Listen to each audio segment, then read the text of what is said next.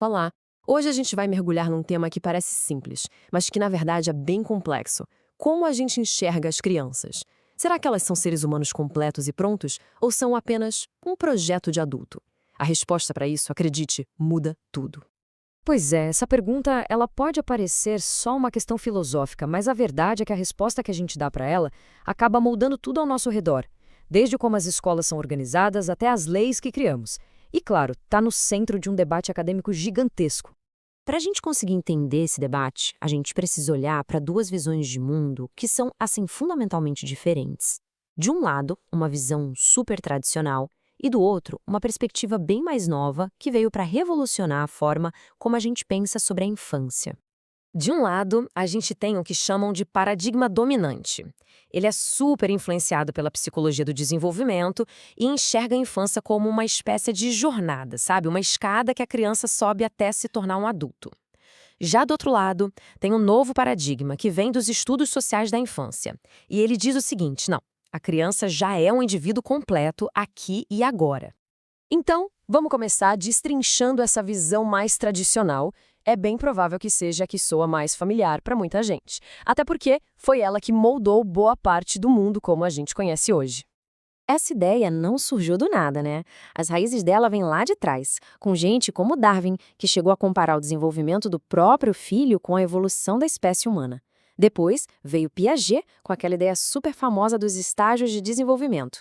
A lógica era sempre a mesma, um caminho linear que vai da criança vista como irracional até o adulto supostamente irracional.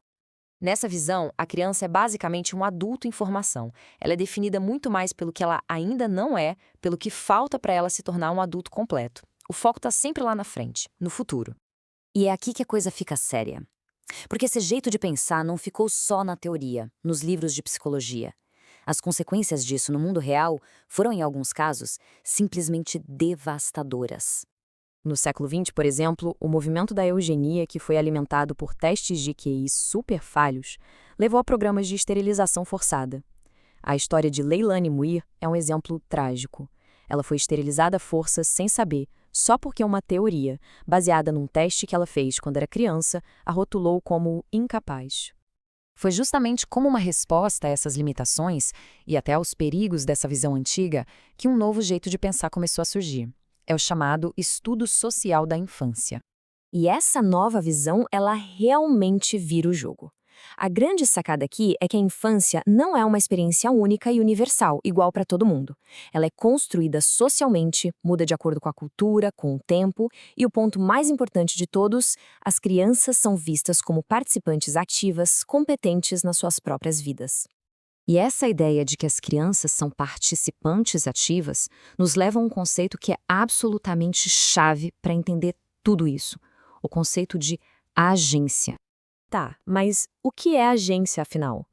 De um jeito bem simples, é a nossa capacidade de fazer escolhas e agir a partir delas.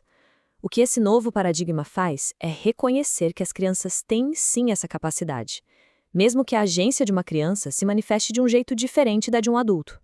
E o interessante é que a agência não é uma chave de liga-desliga, sabe? Não é ter ou não ter. Ela existe em vários níveis. Pode ser uma resistência mais sutil, quase secreta, ao controle de um adulto, ou pode ser uma ação bem aberta, bem pública. Um exemplo muito poderoso para a gente entender isso é o conceito de agência fina. Pense no caso de meninas na Tanzânia que se tornam trabalhadoras domésticas.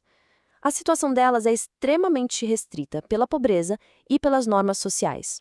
Mas, mesmo nesse cenário, a decisão de se tornar uma trabalhadora doméstica é uma escolha ativa, é uma estratégia racional para lidar com a realidade e buscar o melhor resultado possível para elas e para suas famílias. Isso é agência. Ok, a gente falou de devir, falou de ser, mas, na prática, o que essa mudança toda de perspectiva significa? Por que isso realmente importa?